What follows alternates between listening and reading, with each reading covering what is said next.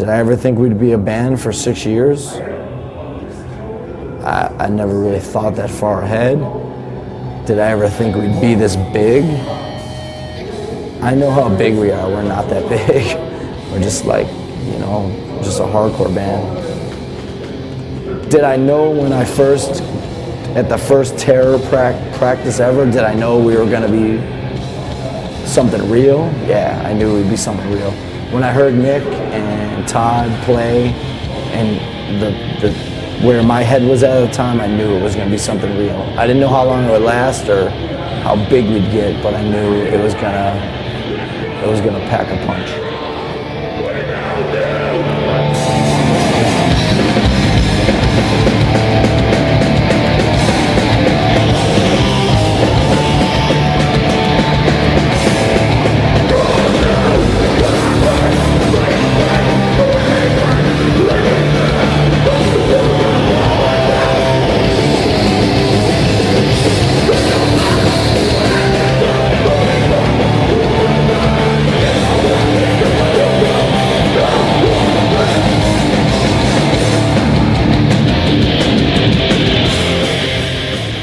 Well, when the band started, I think I was 29.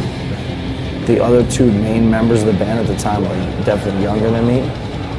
And I, myself, with Despair and Buried Alive, had a history of like me being a little too aggressive and yelling at people and kind of like ruining my own bands because I was too like, we gotta do this now. And so if you look back to any other bands I did, they would like kind of get to a good point and then break up. Because the more we did, the more we had to be around each other and the more they could see that I was kind of crazy or an asshole or whatever. But I think with Terror, I learned from my mistakes. And even in the beginning of Terror, because things happened even faster than any other band I was in, there was like a little bit of like, you know, like, in bands, you're like, you're going here, you're going there, you gotta be here, you gotta do this. There's so much shit that's going on, and it's so much hands-on that people are jockeying for control and want it their way or don't want it the other way. And in the beginning of Terror, there's a little tension, but now, like, pretty smooth.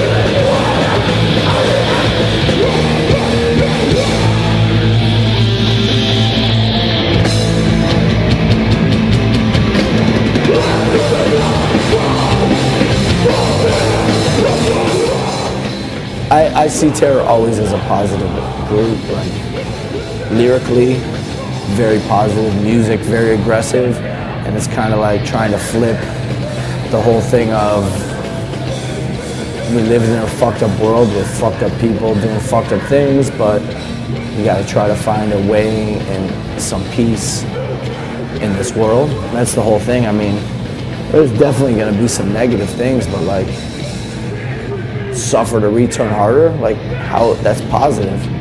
It's like someone knocks you down, get back up. Rise of the Poison Youth, the whole thing of that is like this whole world's trying to keep us down, but we found each other. Like, it's insane. Like, there's how many people here? 3,000? 4,000?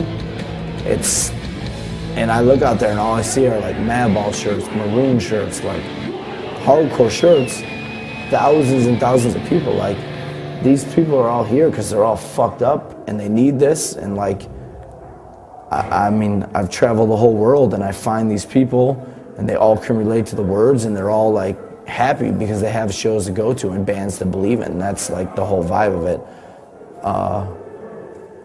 I mean, Let Me Sink, another song The whole thing's positive. That's saying I have no money, I fucking live in a van, I sleep on people's floor, but I'm doing it because I want to. So it's definitely not pessimistic or negative, it's all positive. I can say the one song, Betrayer, is negative, and I know what that song's about, and I'm not gonna air it out because it's very personal to someone that I love, but that's the only one that I would say. Maybe there's a couple more. We're definitely, there's some hate in our music and some insanity, but hear that? Who's that? Heaven Shall Burn? Hell yeah. Okay. That's all I gotta say on that, my friend.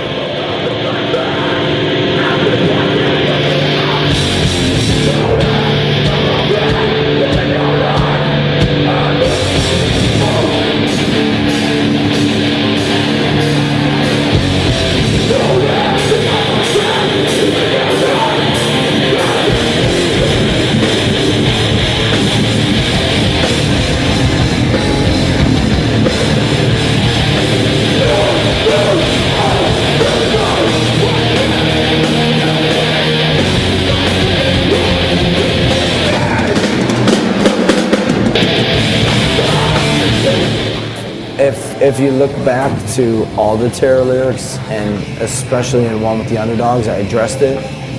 Like, I just hear certain lines in certain songs that, like, when I'll be writing lyrics, it'll just fit with the song, so I just take it and put it in there. If you look on the One with the Underdogs thank you list, I'll say, it says like thank you to Nas, and I think Judge again, and things like that. And, you know, just, there's certain lines that when I was growing up really meant something with me, so I just put them in our songs and go with it.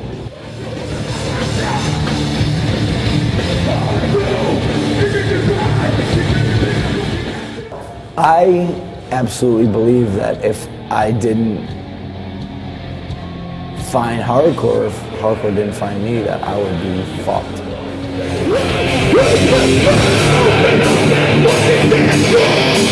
Or I don't know what I would be. I would maybe just, I don't know, man. It's hard to say because all I've ever done was hardcore. The minute I first went to a real hardcore show and saw the energy and the vibe and all that shit, like, and then fucking, I didn't care about anything else.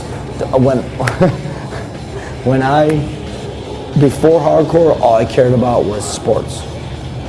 I played basketball every day and all the shit, and I imagine that in high schools I would have like went to parties and chased girls, and after that maybe went to college. I don't even know, but like hardcore taught me, if you want to believe in God, go ahead. If you don't, that's fine too. If the government tells you something, question it. If they're right, but at least you're questioning it.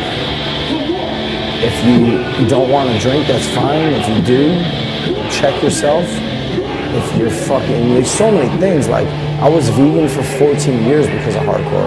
I'm not anymore, but do I think, like, am I against veganism? No, I think it's a great thing. Like, it's taught me how to, so many things, like how to live with so many people around me, how to read a map, how to fucking survive on $2 a day.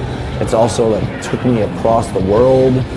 I've been around the world probably 4 times, many continents. Like, it's given me so much to think about, and like probably the people I went to high school with that I would be more like probably have gone to Canada for vacation, whereas like I've been to Japan like 4 times. Like, it's given me so much, and like